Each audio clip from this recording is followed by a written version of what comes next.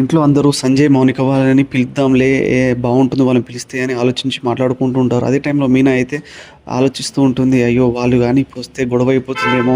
గతంలో తను సంజయ్‌ని కొట్టిన విషయం అయితే తను ఆలోచిస్తూ ఉంటుంది. అప్పుడు తనని నేను బెదిరించాను కదా! ఇప్పుడు ఇన్ కేస్ వాళ్ళు గాని ఈడికి వస్తే గాని వీళ్ళకి మాత్రం కొద్దిగైనా డౌట్ వచ్చినా నిజం అంతా బయటపడిపోతుంది.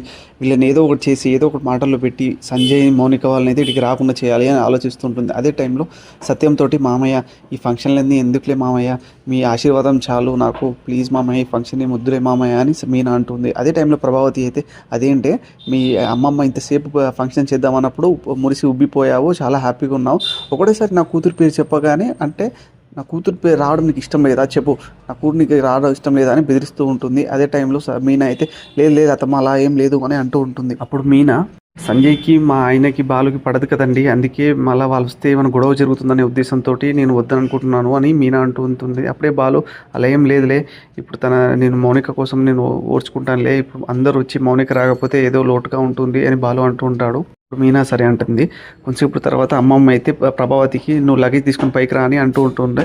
అదే టైంలో ప్రభావతి మీనాకి చెప్తూ ఉంటాడు, లగేజ్ తీసుకుని పైకి రాని అంటూ ఉంటాడు. అదే టైంలో బాలు ఇప్పుడు నువ్వు అత్తవి కాదు కోడలివి, నువ్వే వెళ్ళి తీసుకెళ్ళాలి అని ప్రభావతికి బాలు అంటూ ఉంటాడు. అదే టైంలో ప్రభావతి అయితే మెల్లగా బ్యాగ్ పైకి తీసుకుని వస్తూ ఉంటుంది. అమ్మమ్మ ముందు ఉంటూ ఉంటే అమ్మమ్మ ప్రభావతిని నువ్వెన్ని బ్యాగ్ తీసుకొని రమ్మంటే ఫోన్ చూస్తూ ఉన్నావు, ఫస్ట్ బ్యాగ్ తీసుకొని రాని అంటూ ఉంటుంది. అబ్బాయి ప్రభావతి బ్యాగ్ కింద వేసి దీంట్లో ఏమైనా గోల్డ్ ఉందా, ఆగండి నేను మౌనికకి ఫోన్ చేస్తూ ఉన్నాను, ఓ ఆ మాట చెప్పవే ఫస్ట్ ఫోన్ చేయి అని అమ్మమ్మ అంటూ ఉంటుంది.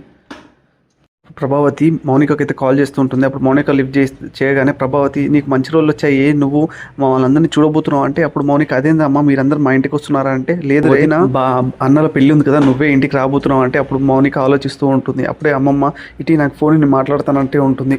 ఆయన ఉన్నాడా మీ ఆయనకు ఫోన్ ఇవ్వు అంటే లేరు నాన్నమ్మ మా వారు బయటికి వెళ్ళారంటే సరే మీ అత్తమ్మకని ఇవ్వు అంటే వాళ్ళ అత్తమ్మతో మాట్లాడుతూ ఈసారి మా బాలు మీనల పెళ్ళి ఉంది పెళ్లి రోజు ఉంది, బాలు మీనల పెళ్లి రోజు వస్తుంది, తప్పకుండా నువ్వు మౌనికని ఇంకా సంజయ్ని పంపించాలి అంటే తప్పకుండా పంపిస్తానని చెప్తూ ఉంటుంది.